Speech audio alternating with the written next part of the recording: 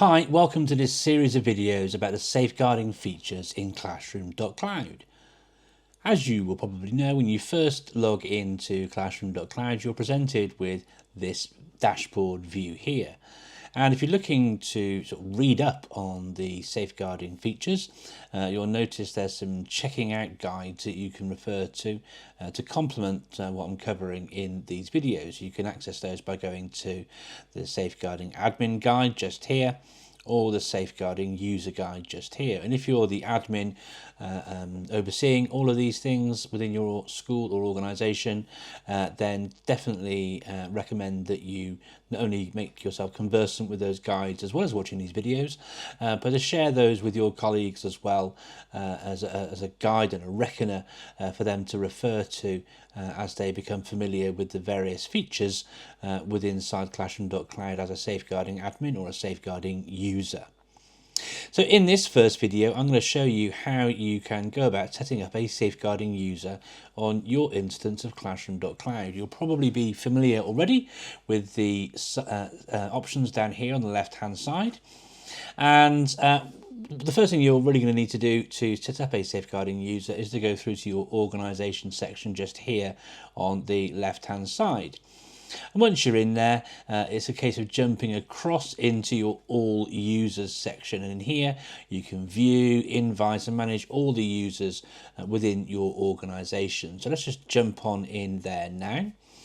And so what you'll need to do is to essentially invite a user into your organization. To do that, we simply go over here on the left hand side where it says invite user, and simply click on to invite user. And then we then need to fill in some details, their email address, and then what role you want to give that person. So let's pop in an email address, and I'll just pop one in here, which will be masked, so you won't actually see the address once it's come up. But you pop an address in there. And in this case, we're going to set this person up as a safeguarding user. So to do that, we simply go to safeguarding user and check the box like so. And then we need to choose which site you want to give them access to as a safeguarding user. So we go to the drop down and we choose the site. There's only one site to choose from here, which is ICT Evangelist. So we just choose that site and we simply click invite. What that will do then is send an invitation out to that user. You can see that it's not active like I am as an active admin right now. But you can see that they've been invited, and we know from the roles section here that they're a safeguarding user, not only from the iconography, but if you just hover over the top, you'll see they've been invited as a safeguarding user. They will receive an email, which they can then respond to. You can probably hear that an email had just been received actually. If we jump across into our email client now, like so, we'll see that you have been invited to join classroom.cloud. So the first thing we have to do from here then, as you can see, is to confirm the email address. You'll also see that, as I show from the dashboard, there's a direct link in there to the guide as a safeguarding user that you can access through just clicking onto here as well. But I need to confirm my email address and set up a profile and choose a password and all those different things. So simply click onto the bit where it says click here to confirm your email address. It'll open up a new tab and you can just pop the details in. So I'll just fill it in with some information. And I'm just going to give myself a job title of whatever. Is pre-populating some things here, so I'll just take those things out. You don't have to put the phone number in. You do need, however, to put a password in, and please note the password does have to be a relatively complicated one. It needs to have a lowercase, an uppercase, a character and some numbers in there, and a minimum of 8 characters as well. So I'm just going to go ahead and just type in a password into here.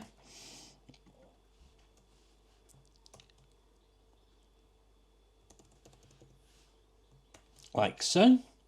I'm then going to go to this section here and type the same password to confirm it. Like so. And if you'd like to be kept up to date with offers and information about classroom.cloud, then simply tick the box, or if not, leave it unticked. I get lots of information about classroom.cloud already, so I will not tick that box. We then jump across to here and hit submit. And it now offers me the opportunity to jump into the sign-in page, and it automatically brings me straight in. So I just jump back into here now. We'll see that the dashboard for all users has now changed. Previously it has said invited. It now sees me as being active, and I'm active as a safeguarding user. That's great, and that's how we go about setting up users. It's the same process for setting up an admin as well. I won't do that because it's exactly the same process, except you choose safeguarding admin rather than safeguarding user when you go to the invite section. But it may well be that you want to change the role of the person who is that safeguarding user. You can see on the right hand side we've got the actions section. We can choose to actually remove that person, delete them completely if we wanted to by clicking on the bin option there. But we're going to go to this edit option here, and by clicking onto the edit option we can then change a few things in there. So we could just change their name, for example. I'm going to put Mike rather than M, and I'm going to put Allsop instead rather than Anderson or the A or whatever. But the important thing that I wanted to draw your attention to is here in the role section. It may well be that that person has had a promotion and needs to be now the safeguarding admin. So you can click onto there, it switches them from being a safeguarding user to an admin, and that's how you go about changing the roles and updating and changing the users within your organisation. And if you get an extra site, you bring on an extra school within your trust, so forth and so on, and then you can add additional sites by clicking on the drop down here, or for whatever reason, if you needed to disable the user account, that option's just there. We're not going to do it, but I thought I'd highlight that option there as well. And when you're finished, simply a case of going across to update, hitting update, and it will change accordingly. You can now see that it's a safeguarding admin. The icon has changed, the word admin is now there rather than user, so forth and so on. So that is how you set up a new user as a safeguarding admin or a safeguarding user within classroom.cloud.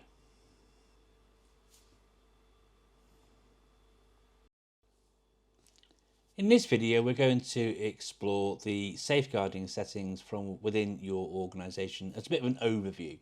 We'll dive deeper into some of the options in further videos, but this is where we're going to get our little overview of what is available and where to go to find them.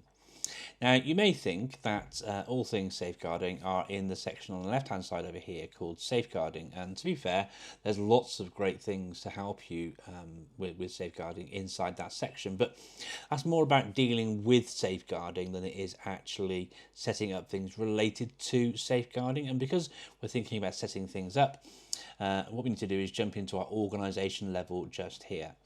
And from within here, we'll need to go into settings. And from here, we can then see just below where the mouse is at the moment, we have the safeguarding section.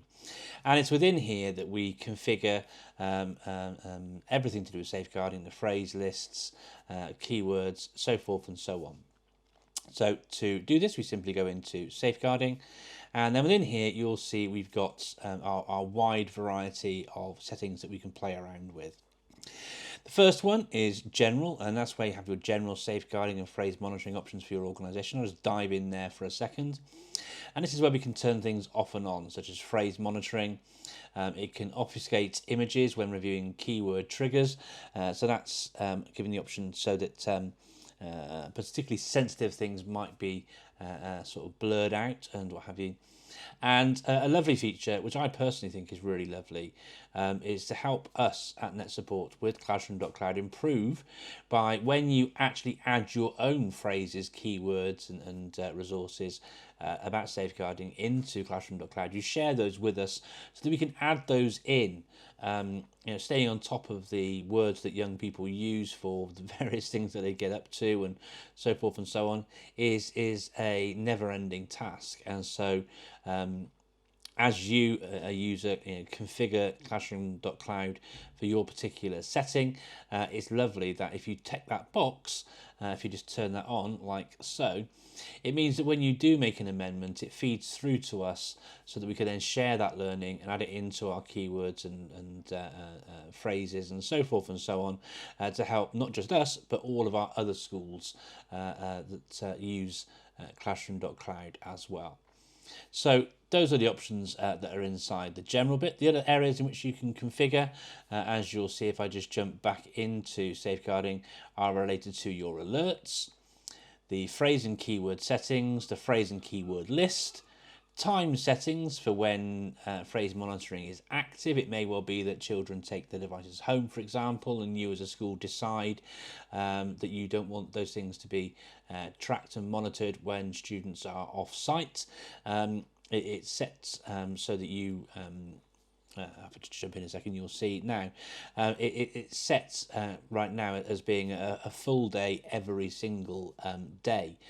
So please make sure that whatever you choose in here is directly relatable to you. And there's some more options we'll dive into later within there. And then the final section is the safeguarding resources, and I say in a subsequent video we'll dive deeper into what's in there as well. But that's where you get into your safeguarding settings for your organisation that brings about changes that can happen on a global level.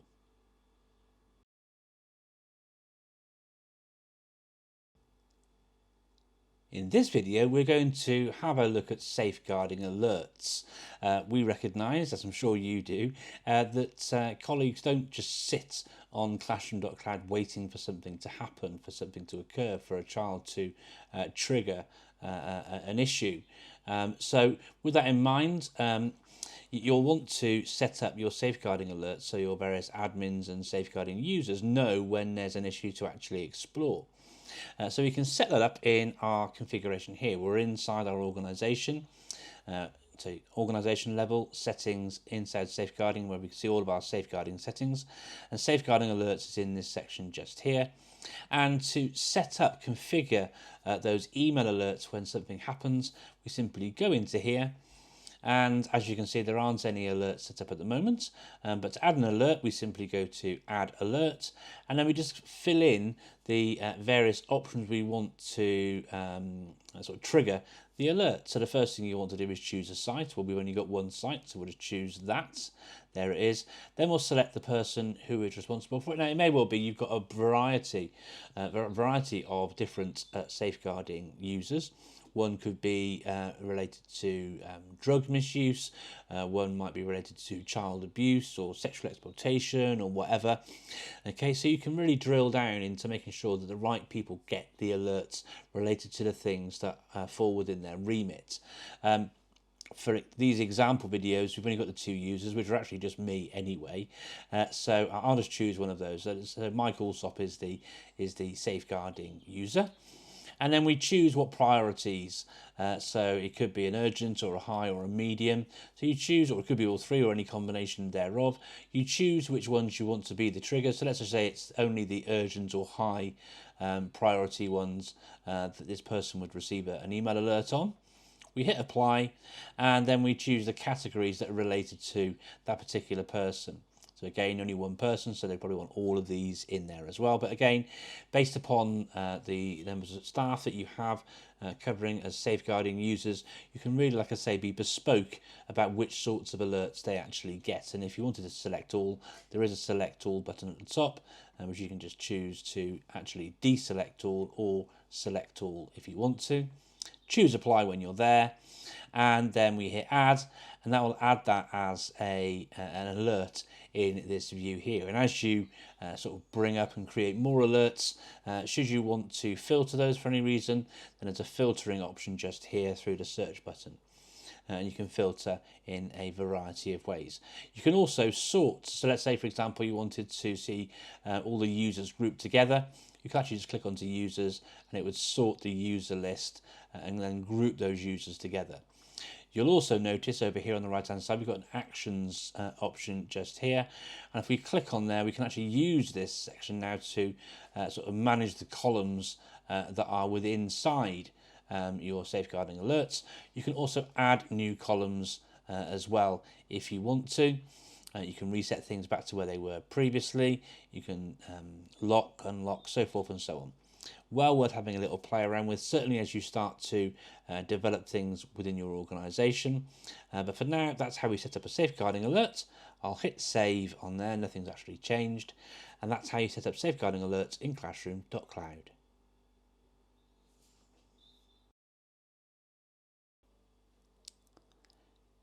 Welcome to this video on safeguarding settings in classroom.cloud. In this particular video, we're going to look at phrase and keyword settings.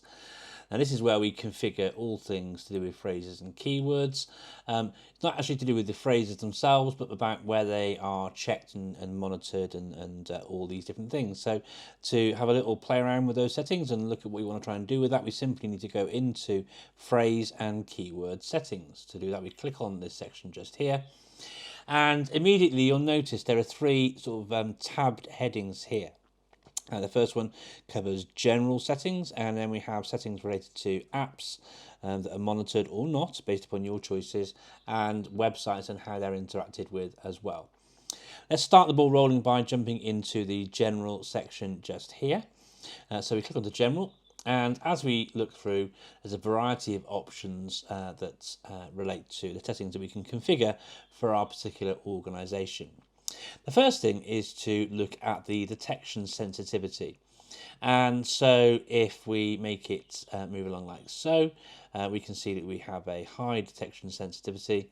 And if we go lower, then obviously we get a lower detection sensitivity. But as it shares here, okay, we adjust that to include or exclude minor variations when matching phrases.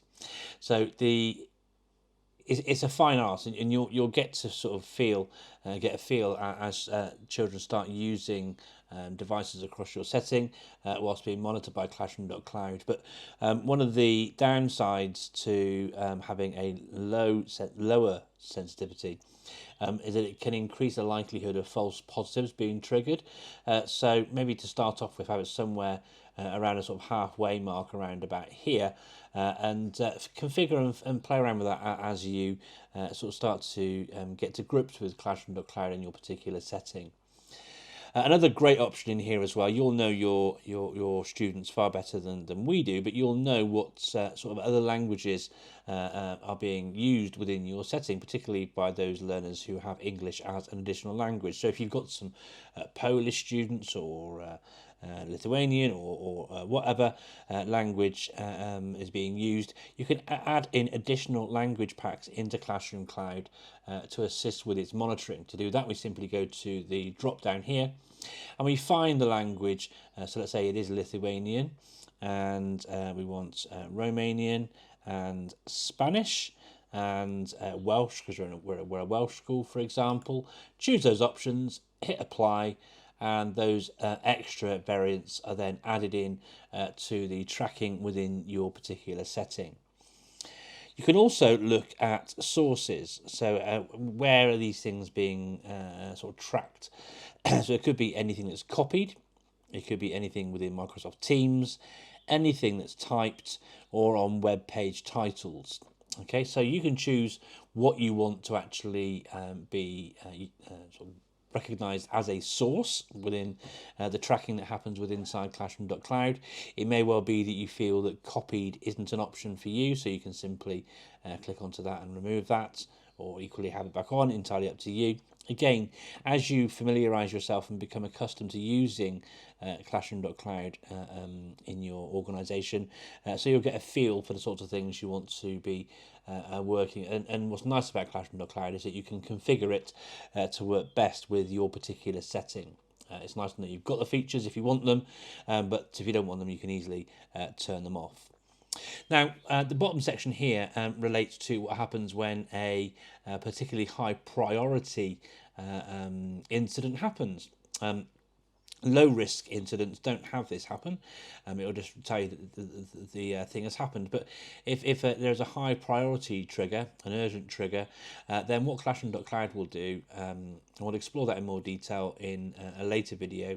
But when you look at a more severe risk incident, Classroom Cloud will record two things.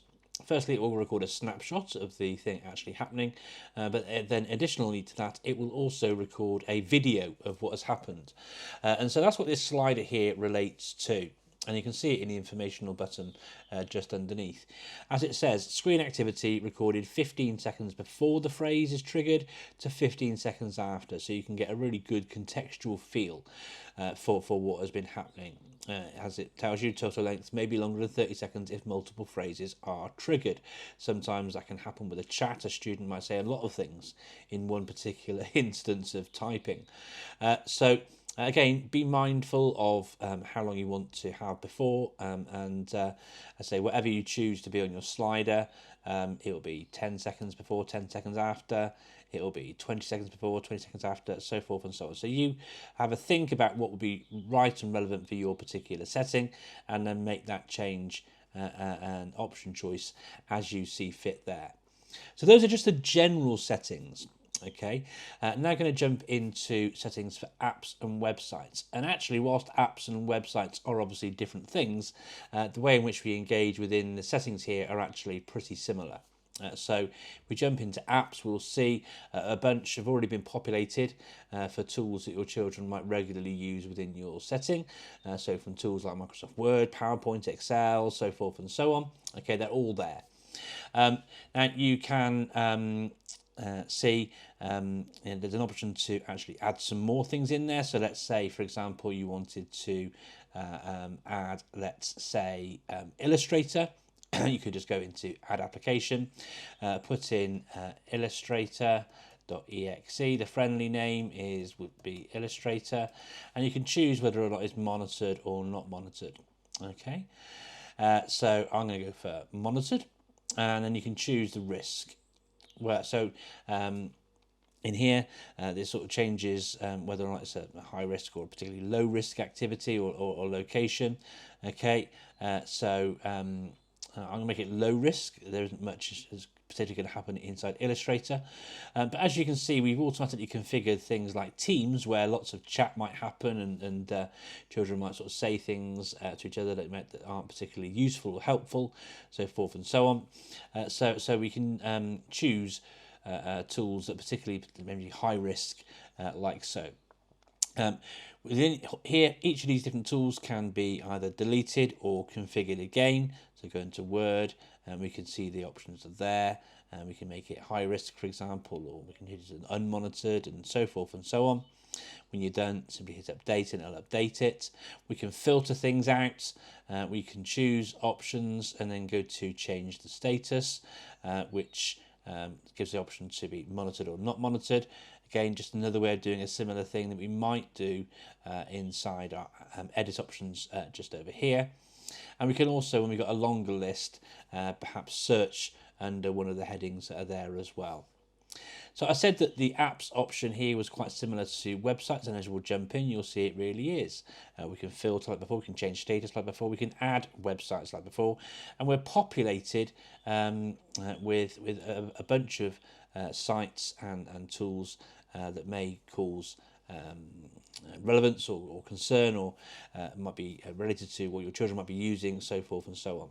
So it might be, for example, you think that YouTube is something which actually could be of high risk. So we can simply go over to here to actions, change that to being a high or medium. I'll change it to high and go to update. It may well be though that children who are visiting the Samaritans, you might want to actually make that one which is unmonitored. You might share with your young people that if they want to go and get some help and some advice, then that will not be tracked whilst they're on there talking to the Samaritans, so forth and so on. So as you can see, lots and lots of ways in here where you can really make classroom.cloud really bespoke to your particular setting, linked to your values, what you're trying to check, what you're trying to keep an eye on within your setting. Super easy to manage, super easy to add in extra websites, extra apps if you want to, and obviously massively configurable within the general settings there as well. So that's how you set up your phrase and keyword settings in classroom.cloud.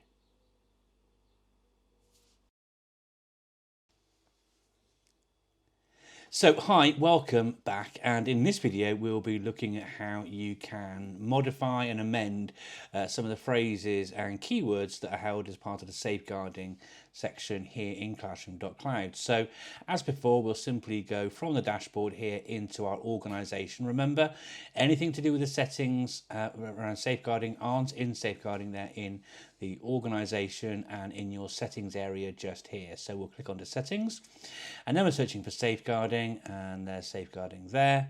And we've already looked at general and safeguarding alerts and phrase and keyword settings, and here we're now looking to go into the phrase and keyword list. And as I said, we'll be looking to modify different things related to the different keywords and phrases inside classroom.cloud as part of the safeguarding package.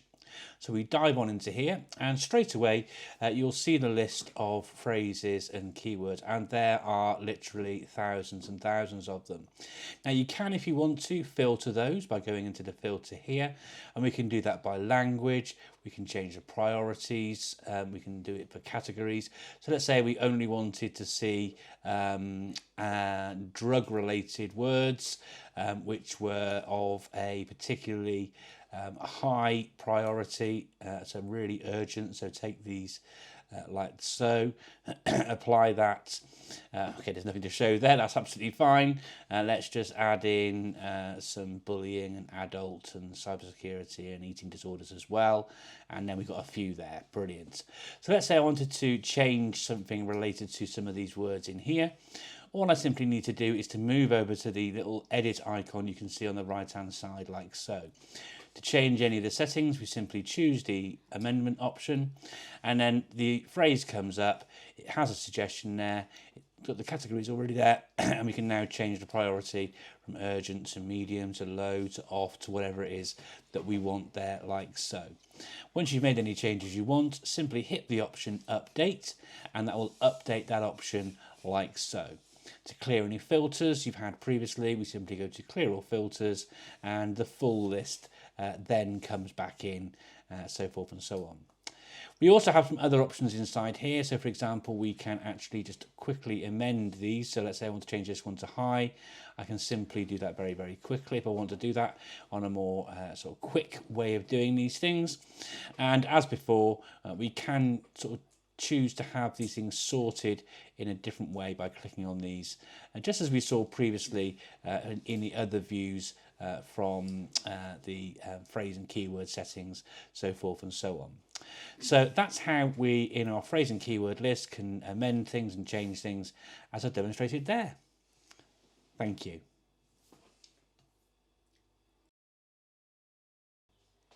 In this video, we're going to be looking at safeguarding settings related to the times at which the monitoring is active. We've already explored some of these settings in here, but for the time settings, as you'll probably see from the icon and the word time settings, the place and space where we go to do this is here. If you need a reminder, to get here, we simply go to Organisation, then into Settings, and into Safeguarding. Okay, please don't, as I've shared before, go into the safeguarding area here. All of your settings for safeguarding are all inside the organisation, in settings, and then in the option safeguarding. So let's dive over into our time settings, into here, and you'll see that as default we've got our time settings for all of the time. Now you may want to have that as standard for you. It might be right for your setting. It might be, however, that for example children have their devices outside of school, and as a school in conjunction with conversations with parents and listen to parent voice and so forth and so on, that you don't want devices monitored outside of school hours. So how do you go about changing that sort of thing? You also might want to not have devices monitored during school holidays, or when they're not on your school Wi-Fi, for example. And we can make all of these changes and settings within here. This is the school hour settings. Here's your term date settings, where we can put the start and end dates for your various terms, and you can put your options in here for your monitored networks, or you can have it for every network by leaving it blank, as you can see just here. So if I go to school hours though, let's just say the school start time, for example, is 8 o'clock. let's say. That's gone for 8 p.m. actually, so let's just change that back a second. So the start time again will be, there you go, I've chosen, I'm going for the inside clock for the 24-hour clock. Let's go for the 8. Okay, and school starts actually at 8:30, so monitoring starts at 8:30, and the end time then would maybe be something like 3. If I can just bring that back round. It's not doing it because of the time there. Come on. And you see 1500 as well, actually. So let's try that again. Wasn't my best moment there, was it? So 15, and let's call it 15:30, like so. Okay. And that's how we change the times, and we do that for each day. Now, it may well be that you don't want it on Sunday at all, you don't want it on Saturdays, and it's only during the normal school week. So again, just make the changes that you want. So we're starting again at 8, and it'll be 30. Okay, that. And the end time then would be something like we said before, like 3:30, like so. And so you repeat that over and over and over for each of the days and times that you want. It may well be that you have a longer day on a Monday and Tuesday, shorter days on Wednesday, Thursday, Friday.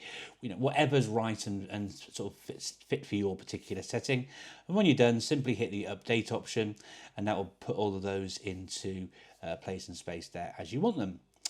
Next, looking at term dates, if we go into this section here, very, very simple. We just simply put in our start date. So just for argument's sake, let's say you are on holiday from the, let's say the 8th of April for the Easter holidays, down through until children due back in on the 25th. So you just pop those dates like so, update that, and that's now put in like so. And if you obviously have more than one term, you can build them up over time. So let's say we're going to be doing our summer holidays. Let's say we break up on the 8th of July, and that runs through right until September the 5th when children return then. So we do that like so, add dates, and we just keep on going until we've got all of our different term dates all built in there. Okay, so that's how you do that, half terms, so forth and so on. If you want to remove any of those, it's simply a case of going on to the X like so, which removes it, and I always just choose to update it afterwards as well. The final section is networks, and this is where you can choose where specifically children's devices or staff devices are being monitored. So it could be that you can do it from a monitored IP address, so only monitor students when they are coming from the following IP addresses, and you'll have that IP range for your organisation. Or it could be when on a particular network name. So let's say the SSID for me is MS for Mark's School. Okay, and we'll call it MS Wi-Fi, like so. Add network name, and now classroom.cloud will only monitor when a child's device is actually on that particular network. Okay, as with always, hit the update button at the end, and that's how you can configure Classroom Cloud's monitoring during particular school hours within particular term dates on particular networks.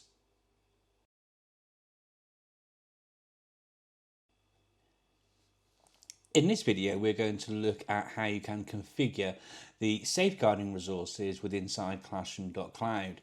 To get into the section for the configuration of these resources, simply go into this section here titled Safeguarding Resources.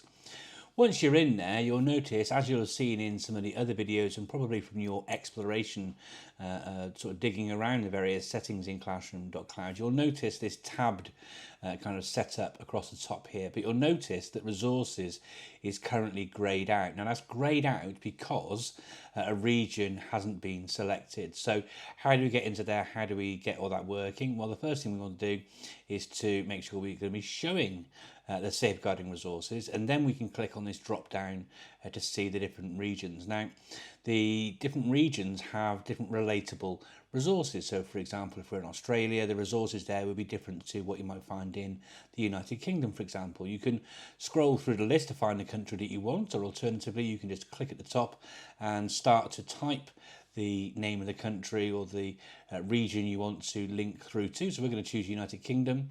And once you've chosen that region, you'll notice now that is sort of not greyed out anymore. It's more visible, and you can click onto that section now and see what the resources are that are available. And like in many of the views where you get a setup like this with the columns and whatnot, you can see there are editable actions on the right hand side here as well. You can remove them, so forth and so on, and I'll dig deeper into that in just a moment. But the first thing we want to do is really set up our general settings. So the first thing we've done is chosen to show our safeguarding resources, and that will mean that those will be visible to our learners when we have the student toolbar on. But you can make them available through a desktop shortcut, but that only works in Windows. But if you wanted to have that added to your desktop, then you can simply do this, and that will add the student desktop shortcut onto their Windows devices. You can also exclude safeguarding resources from keyword monitoring. So if a child, for example, wants to go to Ask Frank or wherever, Samaritans, those sort of things, and do some research, you can exclude those resources from any monitoring that they're doing. Again, it could be a false positive anyway. You might want to say that you're going to afford your students privacy when they're looking into those different things. That's entirely up to you. And to turn that on, to toggle that on, simply a case of just turning it on like so. So once you've made your settings, it's just a case, as always, of hitting the update button like so. Now, once you've done that, you may want to configure those resources as well. So it might be that you want to remove a resource. So, for example, you might want to take Addiction NI off, for example, if you wanted to. You can simply remove it by clicking onto the delete icon just here on the right hand side. The same with any of the resources that are in here. And if you want to configure them further, simply go into the actions option here for editing that particular resource, and you can change the URL, you can change the name, the phone number, any description things. And as always, when you're finished, simply hit the update button and that will update that resource for you. So that's how you configure the safeguarding resources for your organisation inside classroom.cloud. In this video, we're going to move away from the safeguarding settings section. All the videos so far in this little run through on the safeguarding options and settings with inside classroom.cloud are all centered in this area where we can configure everything from our alerts to our keywords to time settings, the Wi-Fi networks we monitor, so forth and so on. But in this video, we're going to jump directly into the safeguarding section here, the place and space where most safeguarding users will spend most of their time. So we jump into here, what we'll see straight away is a list of all of the flags, the triggers, the phrase matches for your particular organisation. And these are obviously just sample example versions here for this particular video. These aren't live for a real school. This is just something we use for our demonstration purposes. But in this view, there's a whole lot of information that we can get in a glance. We're currently looking at things grouped by activities. We've got some bullying things here. We've got some drug-related ones here, radicalisation, suicide, so forth and so on. You might notice on the side over here under the media heading that some don't have anything there, but some have a picture, some have a picture and a sort of video icon here as well. And that relates to whether any media was recorded as part of the triggered activity. So if it's low, for example, like this one here where someone's typed the word BDs, and clearly they've asked the question, what are BDs? Okay, it's a low risk event. You can obviously dive deeper into it and find out more about it and that sort of thing. But when there are more urgent triggers, then classroom.cloud will not only record an image of what actually happened, but a little video of what's happened as well. And you'll remember previously in the safeguarding settings, you can choose how many seconds before and after is recorded on the screen when something's actually triggered. So urgent cases, urgent triggers will sort of call in an image and a video. High triggers will be just a photo. Anything below that will just be the information. So this is the view we get as standard when we go into here. We can group things, as you can see, by category. We can do it by priority, risk, user, so forth and so on. So I could do a user there, and I'm going to group those like so, and you'll see all the things sort of, there's bullying and drugs and all that sort of stuff, and it's just done by user now because we've chosen to group them by user.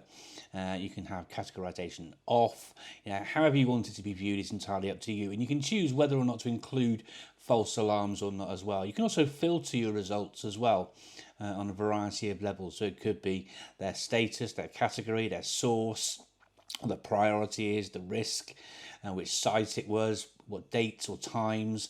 Lots of different ways you can sort of configure what you can see in this view. You'll know what works best for you as you start to pull in triggers in your organization when you're using classroom.cloud. So what's lovely is that it's really sort of malleable. You can really make it work for you and be bespoke for you, for your needs, for your setting, for your particular context. Something else though that's really nice in this particular view is that lists can be somewhat unwieldy. So there's a bit of power under the bonnet, so to speak, when it comes to thinking about this. We've got a variety of charts that we can view. So if we go over to this option here, we can see, first of all, we've got it showing as a pie chart where it breaks it down by category there. We can choose to have labels on and values on and all these things here. There's a legend here to explain what the different colours represent. But if you click onto the pie charts icon here again, what it will do is it will turn it into a variety of other charts as well, based upon whatever you think works best for your organisation. And as you press on the icon, so it sort of cycles through those different options. And any of these things that we can view here, as you can see from the icon just above, can be printed out as a report for you to view on paper, should you want to have that actual record. The favourite view, however, not just for myself, which is true, I think it's absolutely fantastic, it's really, really useful, but also from what we hear from our customers, is the word cloud view. If we jump into the word cloud view, what it does, it shows all of the keywords, the phrases that have been triggered, that have matches within your organisation, and those which have been used most frequently are then clearly the largest word on that particular word cloud. It can often form, as I've heard from some of our customers, as a great opportunity for a bit of professional learning to learn what some of these terms actually mean. And you can find out more about that by drilling down into each of the sections, and you'll get a definition for each of those words as well. But a really useful way of sort of keeping a finger on the pulse of the sort of things that your students, the children within your setting are looking at, typing about, writing about, so forth and so on, however you're choosing to monitor whatever it is that they're doing. And so this is the place and space where you can view all of the information related to any of the phrase matches within your organisation. So as I say, a good starting point might be your list, okay, where you can see all these things, but to see a really good overview, perhaps choose either your word cloud like so, or then perhaps view things as one of the charting options here. That's how you can view all the phrase matches for your organisation using classroom.cloud.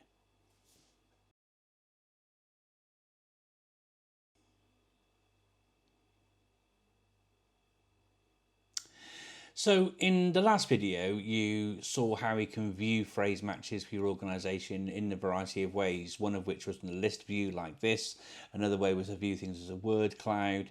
The other way was to look at things as a chart, and we learned that there were different charts that you can view just by clicking repeatedly on the chart option here. But I wanted to spend a moment drilling down into what we get when we view any of these particular things in our list view here. So for example, if I jump onto this one here, for example, okay, it's got the word abuse has been typed, it's matched the abuse category. So I go into here and we get the information about that particular thing. It happened on this date at this time, is a medium risk. The risk analysis gives it a score of 30. It tells us it was on an unsupervised device, it was on a low risk website, medium priority. But it does give us some information, which is there were some more than 3 incidents of the same category in the last 24 hours from this particular student. So the fact that they're using these kind of phrases and these sort of searches might give us reason to maybe have a little conversation with this particular students. We can also go in and change the status of this particular flag at the moment and just change it from new to in progress. So it's in progress. Notes will speak with the students. Okay, great. Now, you can also at this point go into here, we can choose to copy the information from here, we can email it to somebody, and we can print it out as well if you want to as well. In another video as well, we do have links directly through into two of the most commonly used safeguarding central sort of record tools of CPOMs and My Concern. When those are actually linked through, then you have the option on this screen as well to send this information directly through to that system if that's one that you're using within your setting as well. But I've got the notes on here already. I'm happy with that. That's job done. Now I could at this point choose to just close that by going to the X in the top right hand corner. What I can do is then just choose to, if I'm working through all of these different things as a safeguarding user or the admin, it might be that I don't want to jump out to the list and click back into the list. So to simply move on to the next record, we use the arrows here. Just to explain what each arrow means. The first arrow will put you to the beginning of the list. That will take you to the previous item. That will take you to the next item. This one will take you to the end of the list. And you can sort of get a clock of where you are with all those things by looking at this option, this information down here saying showing 2 of 30. If I move on to the next one, for example, it will now say showing 3 of 30. Okay, so there we go. We've got the information there. Happy days. I'm going to close that one away. What I'd like to do now, though, is show you where you can see even more information. As I've shared previously, you can see on the right-hand side here where media has been recorded when something has actually happened. So if I just jump through to one where we've got both an icon for a picture and a bit of video as well, that's something that happens when an urgent flag has happened. Okay, so we've got one here for, again, the same students. Okay, and if I jump into this one here now, we'll see again, it's new. There's no notes on it yet, but we'll see that I've got a screenshot. Okay, and if I jump onto this tab here, there's a video that can be watched as well too. So I click onto the screenshots, I can then click on it to see it at a larger sort of resolution, so I can actually read it and see it. The students clearly typed, "How can I kill someone?" Okay, now that in itself might look quite bad, but is there any more context to that? Well, we can find that out by actually watching the video. Jump onto the video and we can press play. Now it's quite small here, but we can actually make it bigger. So you can see what is a burner phone, what is suicide. So starting off with the question, what is suicide? Okay, the video is carrying on a bit longer now. Facts about suicide. Okay, so is this student actually doing some research in suicide? Okay, well, they've looked at some things. They haven't actually looked at any sites though. What age rating is Suicide Squad? Oh, they're clearly going a bit off task here. Maybe they're inspired by the topic they're studying, perhaps. I don't know. So they've asked about what suicide is. And now how can I kill someone? Okay, well, this is clearly something which, is worthy of a conversation, at least I would suggest. So I can now now jumped into some work about science. Well, the students off task, they're looking at things they probably shouldn't be, asking some questions which will be giving some sort of concern. So what I can do now is I can just minimize that back to here. I can go to in progress, I can go to note, I can put in a note, speak with students and call home, add to record. And just send that off like so. It's now recorded. I've now completed that particular thing.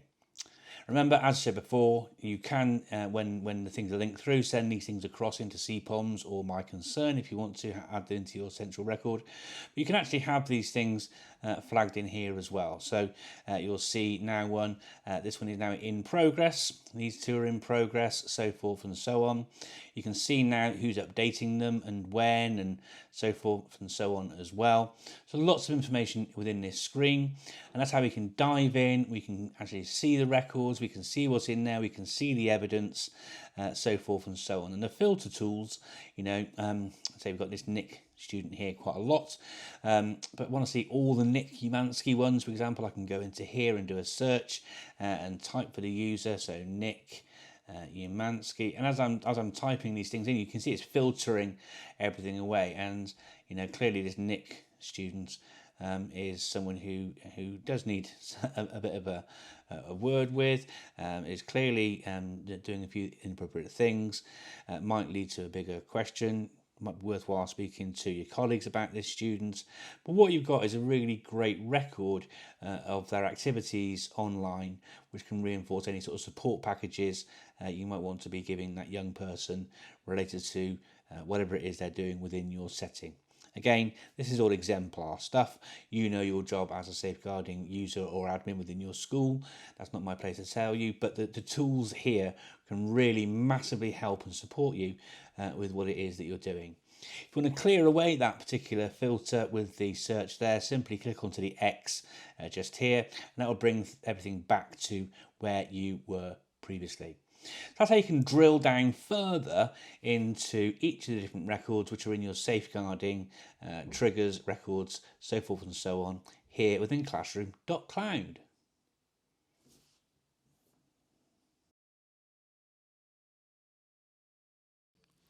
So welcome to this video. We're going to be looking in this one at the safeguarding groups feature in classroom.cloud. So in previous versions of classroom.cloud, we were quite limited in how we could apply safeguarding settings. They could either be applied at an organisational level or they could be applied to individual sites or schools. Now, what the safeguarding groups allow our customers to do is to apply these settings on a much more granular level. So we can apply these settings against individual users, groups of users, devices, or even a network or device that the device is connected to. So we can have one configuration when the device is in school and a separate configuration if a student takes that device home and connects it to their home Wi-Fi. So if we just jump now into the safeguarding groups here, I'm just going to start by showing you my demo server actually. So this is Active Directory. For those of you that aren't familiar with Active Directory, it's basically a component that can be added, installed on a Windows server, and it basically stores details of all the user accounts on the network, the computer accounts, and you can also create groups to help organize users and computers. So you can see here that I've set up a group called Vulnerable Students. And so if I just jump in here, you'll see this group has got one member, Benny Green. So going back to Classroom Cloud portal, we just click on edit in our safeguarding group, and you can see that I've given it a name, Vulnerable Student Safeguarding Group. And what I'm looking at is an Active Directory user group. That's the group I've just shown you, and I want that user group to match the name Vulnerable Students. So what we're going to do here is we're going to say apply these settings to anyone in the Vulnerable Students Active Directory user group, and in our case that will be just our student Benny Green. So if I just click on this cog just here, there we go. So I click on that cog, and this is where I can actually come in and put in my custom settings. You can see we've got a number of options here. What we're going to do today is just change the priority on one of the phrases in our phrase list. So we'll do a quick search here. Let's go and search for the phrase THC. And you can see here that by default this phrase has a priority of low. But for this particular safeguarding group, I'm going to set this to urgent, and that's all we need to do just here. So if I just jump into my classes, and I'm going to start a class now, and you can all enjoy Winter Bob there for a moment when he just comes up. There we go. And so you can see that I've got two students in my class when it comes up. There you go, I've got Trisha and Benny. So first of all, I'm just going to take control of Trisha's device, and we're just going to type into Notepad the phrase THC. So we're triggering a phrase match. And then if we just do this same quickly for Benny. So now we should have a phrase match on the phrase THC for both students. So if I just end that class now, and we go into our phrases, what you'll see is we've detected the phrase match THC. Now for Trisha, you'll see it's registered as a low priority because she's still getting those default settings. But because Benny's a member of that safeguarding group, the phrase THC has come up through as an urgent priority. And that's basically how the safeguarding groups work. Now, you can obviously apply different settings, so you can do things like turn off the safeguarding resources, or maybe not detect phrases that are in the titles of web pages or being copied. So there's lots of different ways you can apply this, but that's just a kind of quick overview so you get an idea of how safeguarding groups works within classroom.cloud.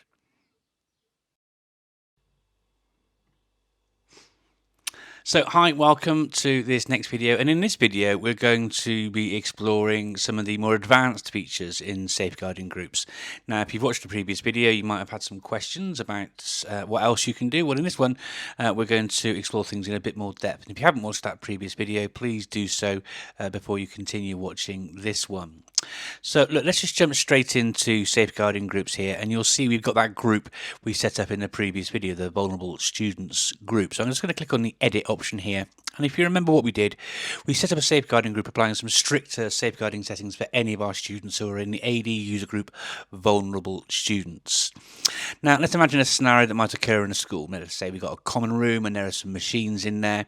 There's not always going to be a teacher or a member of staff around to keep an eye on things, so I want to apply these stricter settings to those common room machines as well. So what I can do is I can click on the plus button just up here on the right hand side, and we're going to select the device name, and I'm going to go with equals, and I'm just going to use one of my machines, so it's going to be MWCIC02, and that's the rules set up there. Now if I had multiple machines in my common room and they're all started with the prefix MW, rather than using equals, I could use the option here, starts with. So you can see we've got a number of options here. So I could do something, it starts, ends with, or contains, or doesn't contain. So it doesn't always have to be an equals. We've got a variety of different filters we can use here. So when you've got multiple conditions, this drop down here can become really important, because what I can do is I can match on either of these conditions or on both of them.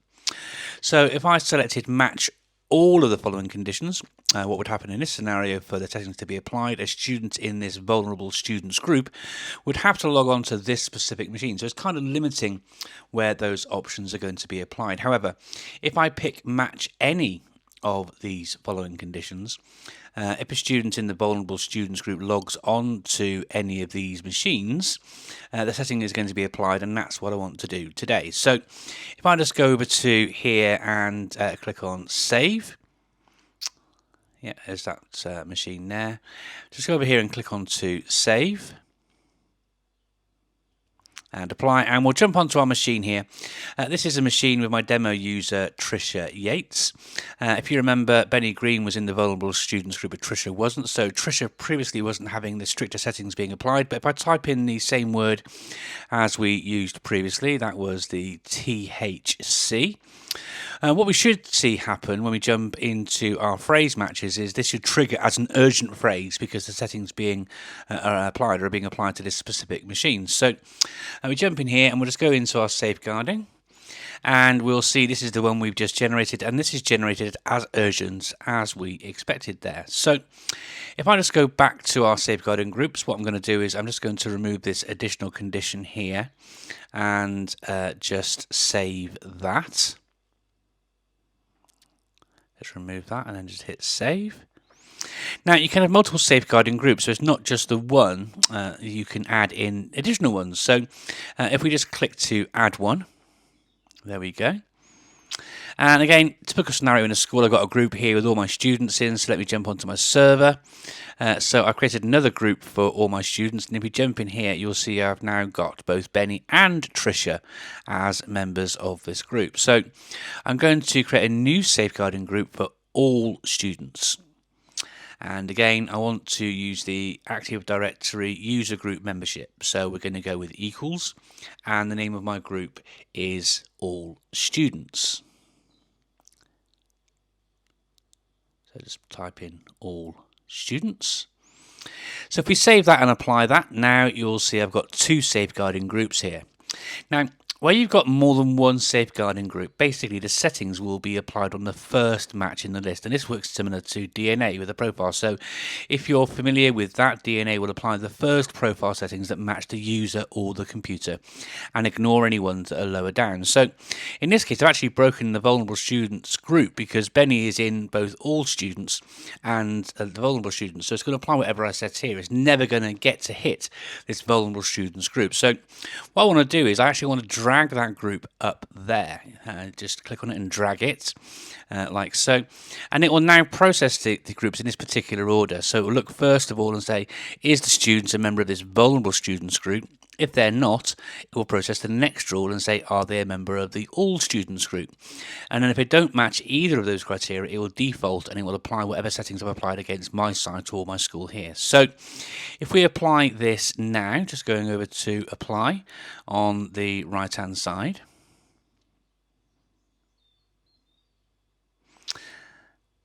and then go back to Tricia. So just hit apply and then go back to Tricia.